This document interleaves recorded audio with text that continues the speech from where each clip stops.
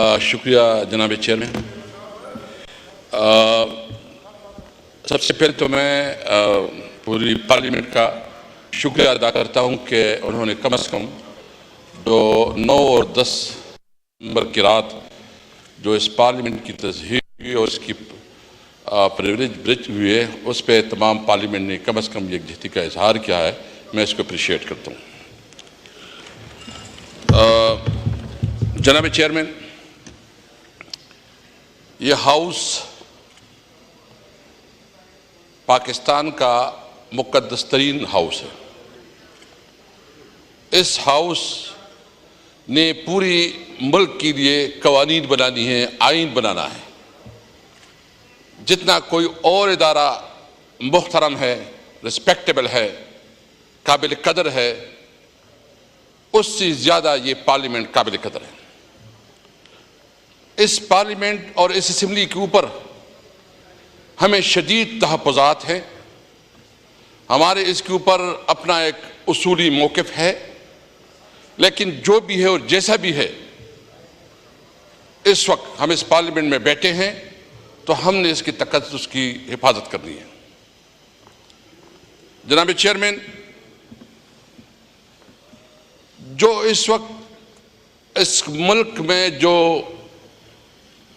एक कानून के लिए, एक आईनी अमेंडमेंट के लिए जो हरबे इस्तेमाल किए जा रहे हैं, जिस तरह हमारे एमएनएस को खरीदने की कोशिश हो रही है, जिस तरह नाजायज मुकदमात बनाए जा रहे हैं, जिस तरह हमारे एमएनएस के खिलाफ यानी इतनी घिनौनी हरकत हो रहे हैं कि सादुल्ला बलोच हमारा एमएनए, उसको बाजियाब करने के लिए उसकी फैमिली को किडनैप किया गया,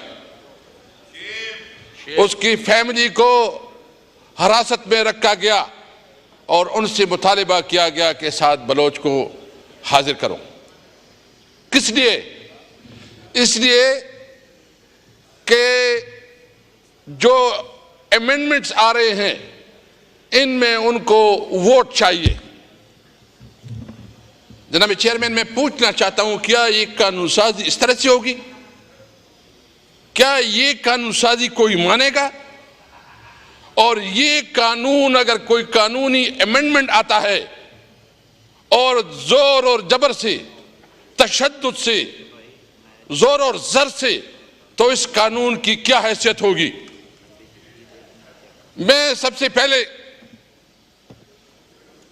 चीफ जस्टिस साहब से, हमारी एक मुख्तरम इदारा है और मुख्तरम सीनियर पोजीशन पे है, क्या वो इस किस्म की कानून साजी जो जबर और जुल्म की बुनियाद पे हो, इस किस्म कानून साजी के बाद वो अपने एक्सटेंशन के लिए तैयार होंगे? क्या उनके पास जो इस वक्त जो कुछ हो रहा है वो उसकी नजर से नहीं गुजर रहा है?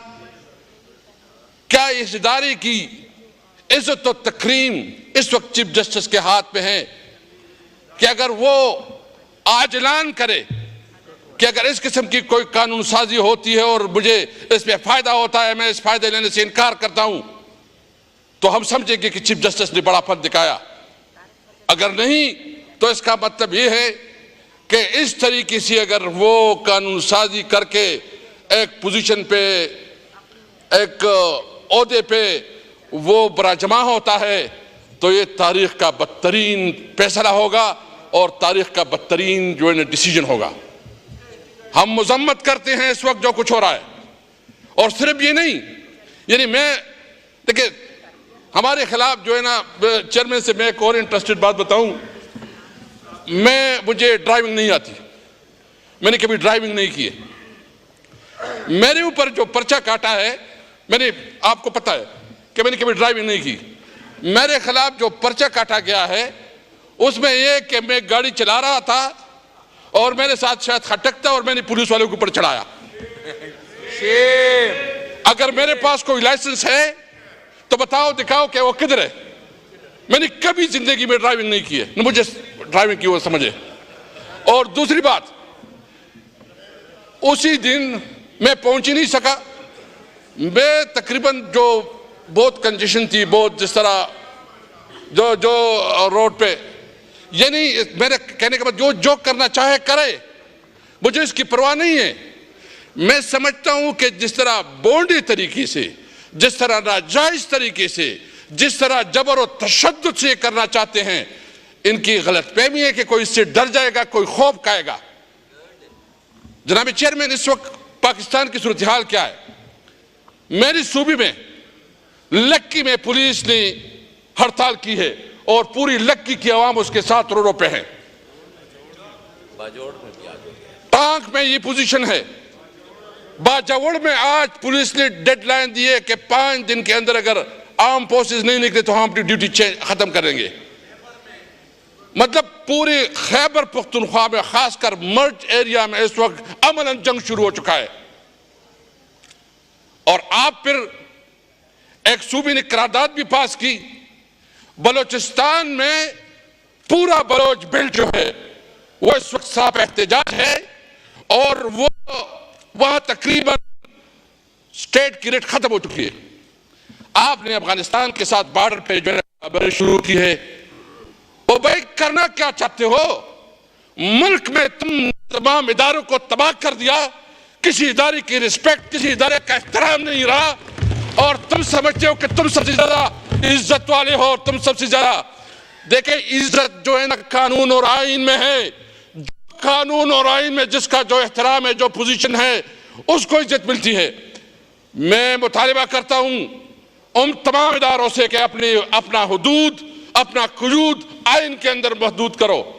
अगर आइन के अंदर आप बाहर जाओगे तो खुदा ना ख्वास्ता वफा के लिए बहुत बड़ा खतरा है।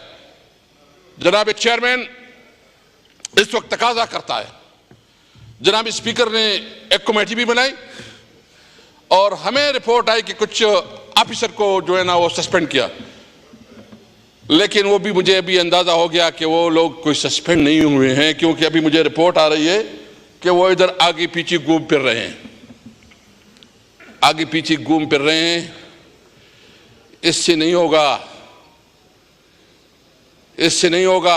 अमलन मैं समझता हूं कि ये इंक्वायरी, उन्होंने सेक्रेटरी साहब तो बैठे हैं, स्पीकर चेयरमैन से मैं कहता हूं कि ये इंक्वायरी जो है ना, ये आप इनसे ना करवाएं एडिशनल सेक्रेटरी से। एडिशनल सेक्रेटरी को एक टेलीफोन की मार है, मुझे पता नहीं है कि उसकी क्या पोजीशन हो, क्या हैसियत है। मैं भी चाहता हूं मादर सबके लिए रिस्पेक्टेबल है, लेकिन एक टेलीफोन आ जाएगा। इसके लिए एक तो आपने बड़ी कमेटी बनाई है इस इंक्वायरी के लिए। अगर ये वाली इंक्वायरी उसकी TOR में शामिल है तो ठीक है, अगर इसकी TOR में शामिल नहीं है तो इसके लिए एक ऑल पार्टी कमेटी बनाई जाए ताकि इसकी सही मानों में तहकीक हो और जायजा लिया जाए कि कैसा हुआ है। मुझे बहुत अफसोस है और यकीन जाने, मुझे ये, चूंकि मैं इस असेंबली में मेरी दूसरी टर्म है, पहली टर्म में जो है ना एज ए स्पीकर यहाँ सरंजाम मैंने ड्यूटी दी है। दूसरी ये कि ख्वाजा आसफ साहब ने उस दिन बताई, कल मैं चूंकि पेशावर हाई कोर्ट में था, मैंने उसकी तकरीर सुनी है कि हमारे प्रोडक्शन आर्डर जारी नहीं होते थे। मैंने कल सेक्रेटरी साहब आपको एक रिक्वेस्ट दी है, उसकी डिटेल मुझे दे दें। मैंने कभी किसी की प्रोडक्शन आर्डर रिफ्यूज नहीं किए। ख्वाजा आसफ साहब के प्रोडक्शन आर्डर इशू हुए हैं, एतजाज हसन की प्रोडक्शन आर्डर इशू हुए हैं, साद रफीक की प्रोडक्शन आर्डर इशू हुए हैं, और जो इस वक्त प्राइम मिनिस्टर हैं इनसे पूछे कितने प्रोडक्शन आर्डर हुए और कितनी लंबी लंबी तकरीरें करते थे। यानी ये तो तारीख का हिस्सा है।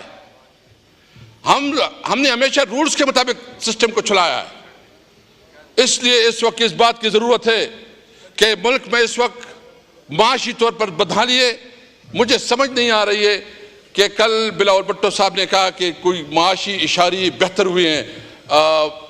हमें समझ नहीं आ रही है कि अगर वो एक्सप्लेन भी करते कि कैसे कोई माशी इशारे और कुछ जो है ना इकनॉमिक ग्रोथ बेहतर हुए, तो हमें समझ नहीं है। इस वक्त तो बिजली की बिलों ने, इस वक्त तो रोज़ाना के अशाया खुर्दनोश के सामान ने आम आदमी की कब्र तोड़ दी है। न मुल्क में अमन है, न मुल्क में इस वक्त कोई अशाया खुर्दनोश कंट्रोल में है, न मुल्क में इस वक्त कोई यकजहती है। इस वक्त मुल्क एक बहुत बड़े खतरे की तरफ बढ़ रहा है। हमें ज़रूरत है कि इस पर सीरियसली सोची जाए।